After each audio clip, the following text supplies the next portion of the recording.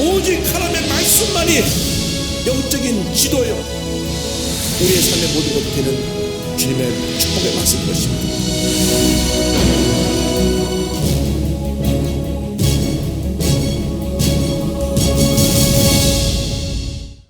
오늘 사무엘하를 마무리하고 로마서 개론을 공부하겠습니다.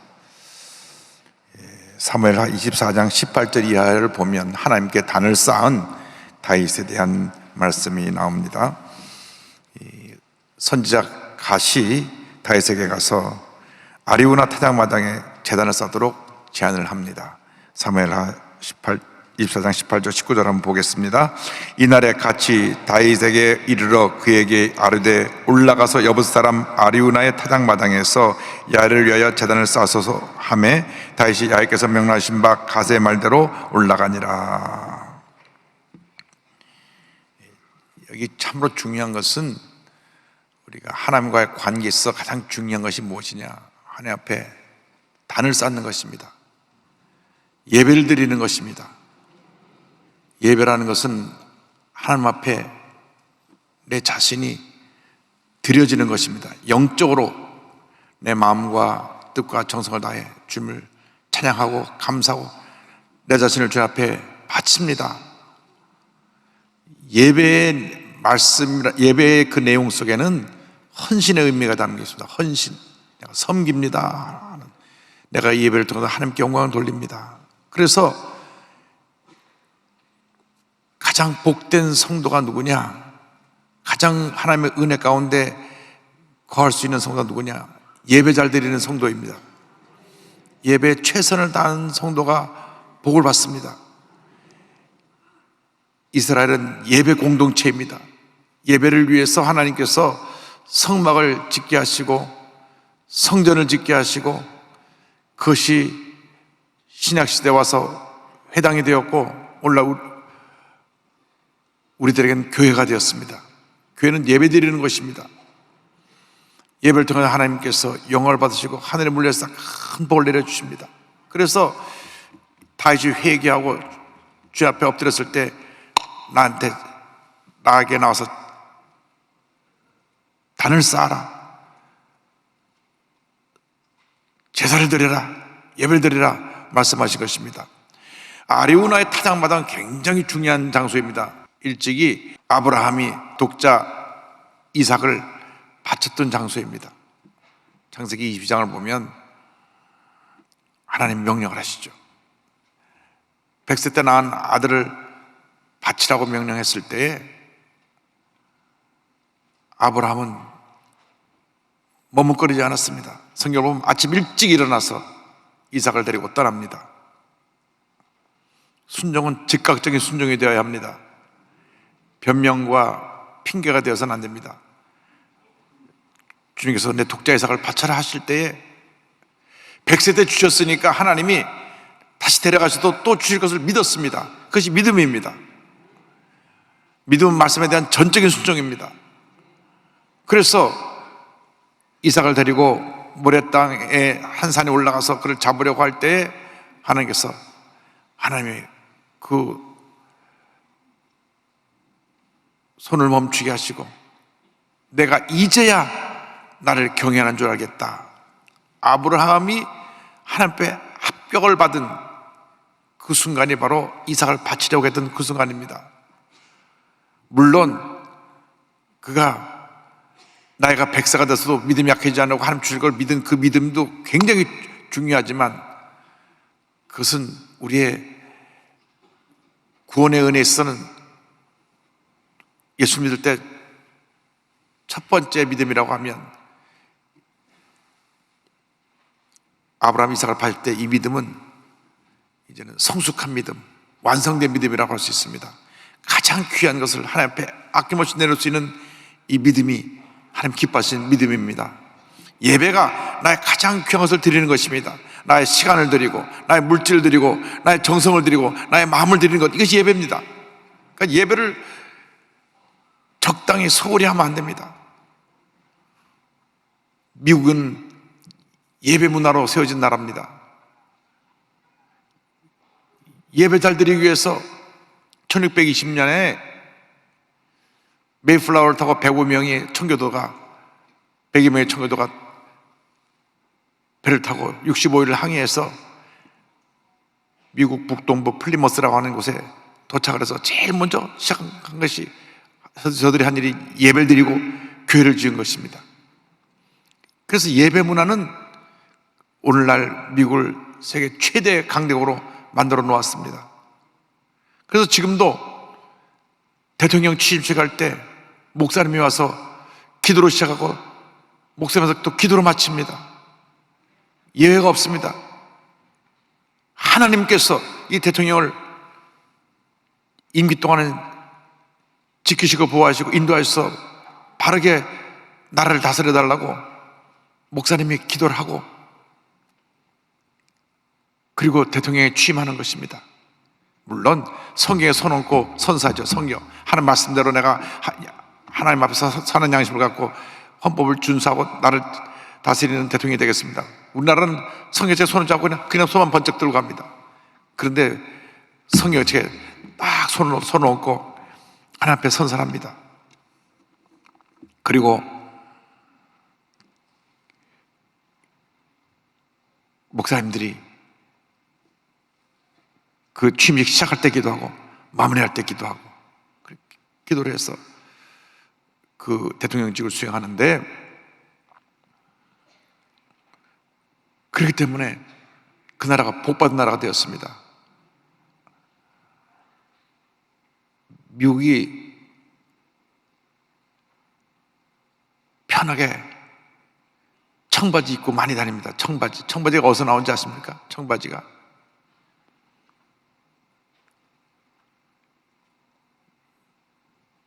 미국의 서부계적 시대에 마차를 주로 타고 다녔는데 마차를 뒤엎은 그 천이 아주 질기고 좋아서 거기다 퍼런 물감 들여서 입은 게 청바지입니다. 실용적이죠. 질기고 오래 가니까. 요즘 멀쩡한 바지를 막 이렇게 구멍 내갖고 잘라서 입고 다니는지 왜 그런지 모르겠어요. 여러분 젊은 친구들은 그 멀쩡한 것을 다 이렇게 중간중간을 구멍을 내갖고 입고 다녀요. 나는 처음에 아이고 얼마나 불쌍하면 바지가 다 구멍 나걸 입고 다니나. 아이 목사님 그것이 요즘 젊은 애들 패션이래네. 근데 원래는 그게 질기고 안 뜯어지는 것이 그게 청바지인데, 이렇게 일주일 동안 옷을 맘대로 입고 다니다가 주일날만 되면 정장하라고 넥타이 매고 모든 입는 옷 맵시를 잘 살피고 가장 정숙하고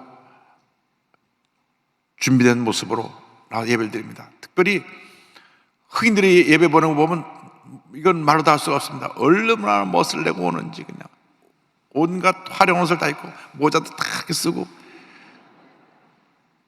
왜? 하나님 앞에 가서 내가 이렇게 잘 차려입고 와서 예배 드립니다. 하나님께 잘 보이려고. 애들까지 다 양복에 넥타이 매갖고 와서 예배 드리는데 아이들이 딱 앉아가지고 예배 끝날 때까지 동요하지 않아요. 이리 뛰고 저리 뛰지 않습니다. 절대 미국 사람들 예배 볼 때가 보면 아이들이 예배를 얼마나 정숙하게 잘 드리는지 몰라요. 그래서 그 나라가 복받은 것입니다. 그래서 하나님께서 너의 죄를 사할 터이는 제단을 쌓고 이 재앙이 멈추게 하라. 솔로몬이, 그리고 그 자리에 솔로몬의 성전을 지었습니다. 역대하 3장 1절 보니까 솔로몬이 예루살렘 모리아 산에 야훼 전 건축하기를 시작하니 그곳은 전에 야훼께서 그의 아버지 다윗에게 나타나신 곳이요 여부 사람 오르난의 타작 마당에 다윗이 정한 곳이라. 바로 이곳에 예루살렘 성전에 세워졌고, 장차 예수님께서 십자가 달리실 곳이 바로 이 예루살렘 성전 바뀌니까 이곳이 바로 속죄 장소를 의미합니다. 그래서 이곳을 정해서 제사를 드리는 장면이 나옵니다. 타작마당을 정해서 이제 예배를 드리는데 20절 21절을 보겠습니다. 아리우나가 바라보다가 왕과 그의 부하들이 자기를 향하여 건너옴을 보고 나가서 왕 앞에서 얼굴을 땅에 대고 절하며 이르되 어찌하여 내 주 왕께서 종에게 임하시나이까 하니 다윗이 이르되 내게서 타작마당을 사서 여호와께 제단을 쌓아 백성에게 내리는 재앙을 그치게 하려 함이라 하는지라. 왕이 이 하나님의 정하신 장소로 나가니까 이 땅 주인인 아리우나가 어이구 왕이시여 어떻게 이 누추한 곳까지 오십니까? 엎드려 절을 하니까 다시 말합니다. 내가 너의 땅을 사서 여기다 하나님 앞에 예배를 드리려고 한다. 그러니까 아리우나가 왕이여 다 왕께 다 드리겠습니다. 22절 23절입니다. 아리우나가 다윗에게 아르되 원하건대 내 주 왕은 좋게 여기시는 대로 취하여 드리소서. 번제에 대하여는 소가 있고 뗄나무에 대하여는 마당질하는 도구와 소의 멍이가 있나이다.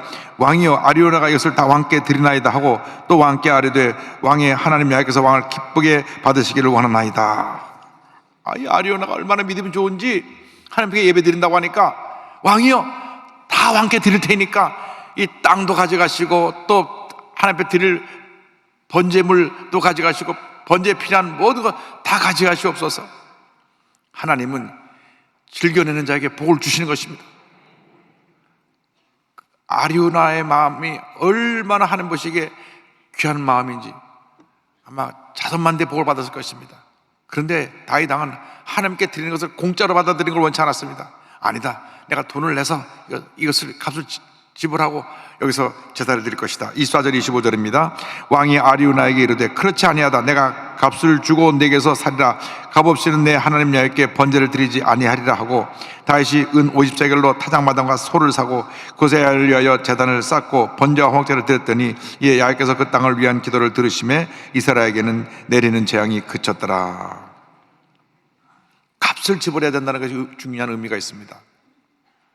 죄에 대한 값을 지불해야 되는 것입니다. 그래서 예수님이 우리 죄값을 지불하시느라고 십자가 달려 피 흘려 돌아가신 것입니다. 죄 없는 소가 피 흘려 죽어 제물이 된 것처럼 예수님께서 죄 없으신 몸으로 십자가 달려 온 인류를 위해 죄를 짊어지고 죽으심으로 말미암아 우리가 죄사함을 받게 되었고 예수를 믿음으로 하나님의 자녀로 축복을 받게 된 것입니다. 그래서 우리가 하나님 앞에 예배드릴 때 꼭 기억해야 되는 것은 예수님 십자가의 은혜입니다. 내가 십자가의 은혜로 오늘도 나와서 예배를 드린다. 나 같은 죄인이 감히 하나님 앞에 나와 설 수 없는 나 같은 죄인이 하나님 앞에 나와서 이렇게 예배를 드리게 된 것은 너무나 감사하고 또 감사하고 또 감사합니다. 오늘 새벽에도 말씀드렸지만은 하나님을 경외하는 자에게 복을 주신다. 하나님을 경외하는 것이 지식의 근본이라고 그걸 말씀드렸는데 두렵고 떨리는 마음으로 하나님을 섬기는 자들이 복을 받고 하나님의 복이 임하게 되는 것입니다. 하나님을 경외하는 자는 축복된 길로 가고 하나님을 경외하는 자는 심판의 길로 가는 것입니다. 중간길이 없습니다. 하나님을 경외하는 삶을 사느냐, 경외하지 않는 삶을 사느냐, 하나님께 예배드리는 삶을 사느냐, 예배드리지 않는 삶을 사느냐, 그에 따라서 우리의 운명이 바뀌어지는 것입니다. 하나님을 경외하고 예배 잘 드린 사람은 의인의 길, 복된 길, 생명의 길, 승리의 길로 가게 될 것이고, 하나님을 경외하지 않냐고 예배 소리하고 인간 중심으로 살아가는 사람은 심판과 형벌과 저주와 문제가 그 삶 가운데 끊이지 않게 일어나게 되는 것입니다. 예배가 왜 중요하냐? 예배를 통하여 십자가의 은혜를 다시 우리가 체험하기 때문에 그렇습니다. 날 위해 몸부려 돌아가신 예수님 십자가의 은혜가 예배 때마다 우리에게 다시 새롭게 다시 체험되어지고 또 체험되어지는 것입니다. 십자가 은혜가 없으면 우리는 하루 한 시간도 살아갈 수 없음을 고백합니다. 이 육신이 쇳덩어리이기 때문에 잠깐만 세상에 나가 있으면 보는 것이 죄요, 듣는 것이 죄요, 행동하는 것이 죄일 때가 얼마나 많은지 모릅니다. 그래서 날마다 자신을 십자가에 못 박고 죄 앞에 나서 깨어지고 변화되어서 예수의 볼로 나를 덮어서 하나님 앞에 변화받고 치료받고 회복되는 은혜가 있어야 될 것입니다. 여러분, 일생을 살아가는 동안 가장 중요한 것이 하나님과 나와의 관계입니다. 그 하나님과 나와의 관계가 바로 되는 그 가장 기본적인 모습이 예배입니다. 예배. 이상하게요, 구역 식구하고 싸웠는데 교회가 가기 싫어요. 우리 주님 무슨 죄가 있어요? 자기들끼리 싸워놓고 왜 주님 앞에 안 나옵니까? 이상하게 시험 들면요, 교회가 발걸음이 뜸해집니다. 예배드리기가 싫어져요. 하나님과의 관계가 멀어진다, 그 말씀입니다. 그럴수록 회개하고 나와서 예배를 드려야 됩니다. 죄사함을 받고 변화받아야 됩니다. 사랑하고 용서해야 됩니다. 구역 식구들이 자기 강한 성격하고 싸우면 안 돼요. 다 내 탓이요, 내 탓이요, 내 큰 탓이로소이다. 내 죄를 회개하고 하나님 앞에 나와 엎드려 깨어들 때 하나님께서 하늘을 여시고 은혜를 폭포같이 부어주시는 것입니다. 그래서 우리는 늘 주님의 은혜로 살아야 됩니다. 로마서 개요를 오늘 살펴보고 말씀을 마무리합니다. 로마서는 성경 전체의 보석과 같은 하나님의 말씀, 성경입니다. 성경이 다이아몬드 반지라고 하면 로마서는 다이아몬드 보석이라고 그랬습니다. 여기에 구원의 진리가 담겨 있습니다.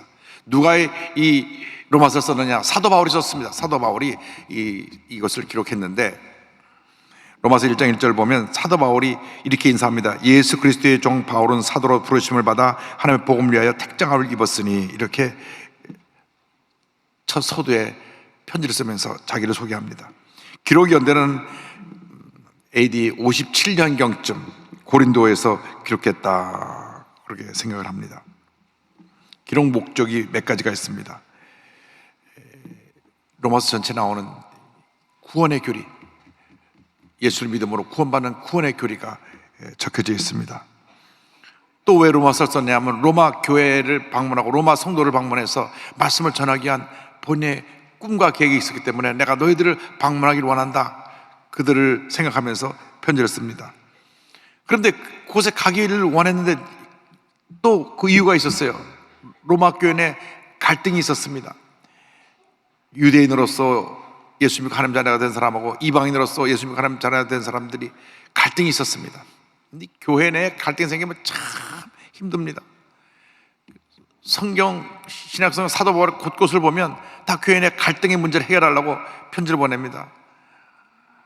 그렇게 사도 바울을 선교 헌금을 보내고 후원하고 했던 빌립보 교회도 성격 강한 두 집사가 늘 싸우니까 감옥 안에서 걱정이 돼갖고 내가 유오디아 집사, 순두계 집사 원하니 주문 안에서 한마음 되라 편지를 보냅니다. 그래서 유 집사하고 순 집사가 유명해졌어요. 빌립보 교회 둘이 막 싸우니까. 여러분, 교회 내에서 싸우면 안 됩니다. 아멘 안 하시는 분들은 뭔가 문제가 있는 것 같아요. 교회 내에서 절대 싸우면 안 됩니다. 사랑으로 하나 되어야 됩니다. 교회는 사랑하고 용서하는 것이지 싸우는 것이 아닙니다.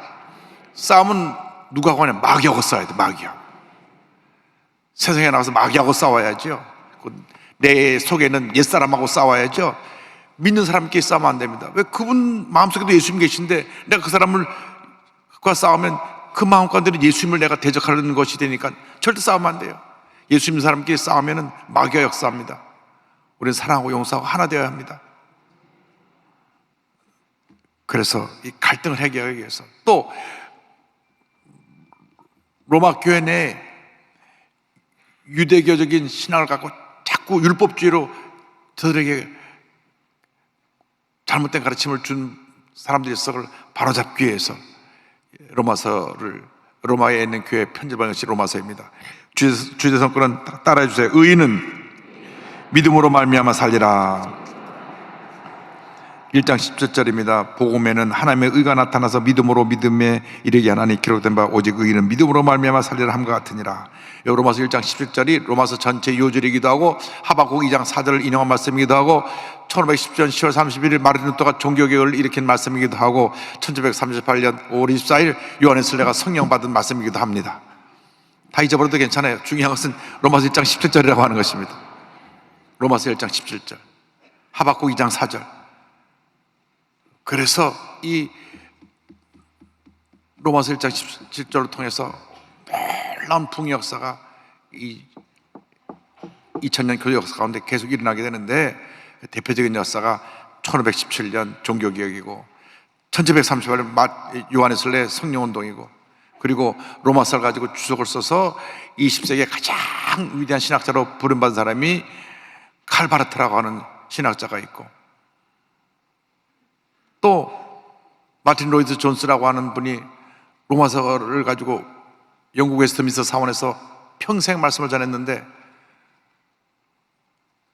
제가 이 로마서 강의를 준비하라고 그분 책을 사러 갔다가 깜짝 놀랐어요. 우리나라 출판돼서 나온 책이 한 30권이 넘어요. 다 사갖고 왔어요. 다 사놓고 와서 이거 언제 다 보나. 그만큼 로마서 강해가 중요하기 때문에 여러분께서 16장밖에 안 되니까 일주일에 한 번씩 로마서를 읽으면 올해 로마서는 한 20번 이상 읽을 수 있으리라 생각합니다.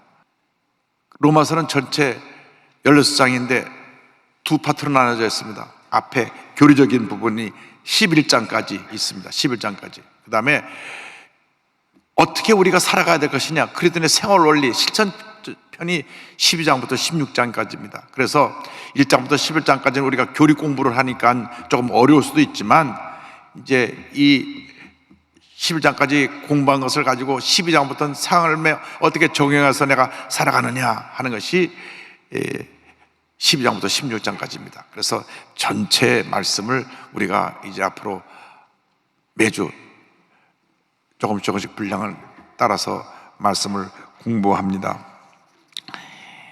오늘 1장 1절만 공부하겠습니다. 다 같이요.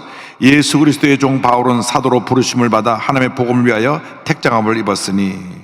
한번 따라하세요. 예수 그리스도의 종. 오늘 이것만 알고 들어가도 됩니다. 예수 그리스도의 종. 예수란 말은 하나님은 구원이시다. 구약 성경에 똑같은 이름이 있습니다. 여호수아입니다. 여호수아라는 이름이 예수라고 하는 이름과 의미가 같습니다. 하나님은 구원이시다. 그래서 누구는 예수가 성이고 그리스도가 이름 아닙니까? 이런 분도 있어요. 그건 아니고, 예수는 이름이고 그리스도는 칭호입니다. 칭호. 그리스도는 뭐냐? 메시아다. 예수님의 그 하시는 사역이 그리스도로서, 메시아로서 오셔서 일을 하신다. 메시아라고 하는 말이 히브리어고 크리스토스, 그것이 헬라어인데 그 그리스도가 됐는데, 예수는 이름이고 그리스도는 칭호인데, 저를 보고 이 목사님 할 때 이는 성이고 목사님은 내 칭호인 것처럼, 그러니까 신장로님 하면 신은 성이고 장로님은 칭호잖아요. 마찬가지로 예수 그리스도 하면 예수는 이름이고 그리스도는 칭호인데 구세주란 뜻이고, 구약 성경에 기름 부음 받은 자를 의미하는데 왕, 선자, 제사장이 기름 부음을 받았습니다. 예수님은 이 땅에 메시아로 오셔서 기름 부음 받은 자로 오셔서 왕권을 가지고 선자로서 제사장으로 오셔서 인류 구원을 완성하신 것입니다. 그런데 그 다음에 말이 중요합니다. 종이다. 종. 진정한 그리스도인의 모습은 종이 되어야 합니다. 사람의 종이 아니라 예수님의 종. 예수님의 종은 무슨 일을 하느냐? 예수님 일만 해요. 예수님의 종은 어떤 삶을 사느냐? 예수님의 말씀에 순종해요. 다른 건 안 해요. 종은 주인의 하는 말만 듣고 따르고 살아가는 것이 종입니다. 종은 자기의 존재도 없고 인격도 없고 의지도 없고 계획도 없고 뜻도 없어요. 종은 주인이 시키는 일만 하면 되고, 주인 말씀에 순종만 하면 되고, 주인이 가는 길로 가기만 하면 복받은 종이 되는 것입니다. 그런데 우린 하나님의 종으로 그렇게 살면 복된 삶을 사는데 자꾸 자기 주관에 강하고 자기 고집 부리고 자기 뜻을 내세우고, 그러다 보니까 늘 문제 속에 헤매고 있는 것입니다. 종은요, 자기 생각이 없다니까요. 주님의 생각이 내 생각이에요. 주님의 뜻이 내 뜻입니다. 그래서 종은 늘 주님이 기뻐하시는 게 뭔가, 종은 주인 생각밖에 안 해요. 여러분 예수님의 종이 되면 예수님을 기뻐하는 그 생각만 하고, 기뻐하는 그 일만 하고, 기뻐하는 그 삶을 사는 것입니다. 말을 할 때도 내가 함부로 말을 못해요. 왜? 예수님이 기뻐하는 말만 해야 되니까. 어떻게 내가 남을 욕하는 말을 합니까? 내가 어떻게 거짓말을 합니까? 왜 내가 말로 통해서 남을 참사하고 남을 묻고 뜯습니까? 입술이라는 게 참 나빠요. 좋지 않은 얘기 먼저 쏟아버리고 담질 못하니까. 근데 진짜 예수님의 종은 말도 조심하고 행동도 조심하고, 왜? 예수님이 혹시 나 때문에, 예수님의 종인 나 때문에 예수님의 영광 가릴까 봐. 그래서 우리는 처음부터까지 예수님의 종으로 존재해야 됩니다. 여러분, 오늘 주님의 참 종이 되시길 바랍니다. 자나 깨나 앉으나 서나 예수님 한 번만으로 만족합니다. 예수님 한 번만으로 만족합니다. 그래서 사도 바울은 자기의 정체성이 분명했어요. 나는 예수 그리스도의 종입니다. 그리고 나는 사도로 부르심을 받았습니다. 사도, 아포스톨로스, 보내심을 받은 자. 그런데 주님이 나를 복음에서 선택하셨습니다. 분명한 정체성을 가지고 하나님 영원에 선신하는 귀한 종이 되었습니다. 여러분 모두가 하나님 앞에서 이와 같은 복된 그리스도의 종으로 살아가게 되시기를 주님으로 축원합니다. 기도하겠습니다. 사랑과 은혜와 자비가 무한하신 하나님 아버지, 예수 그리스도의 종인 우리 자신의 모습인 것을 알고 자나깨나 앉아나서나 오직 예수님만 우리 삶 속에서 나타나게 하여 주시옵소서. 감사하고 예수님의 이름으로 기도 올리옵나이다. 아멘.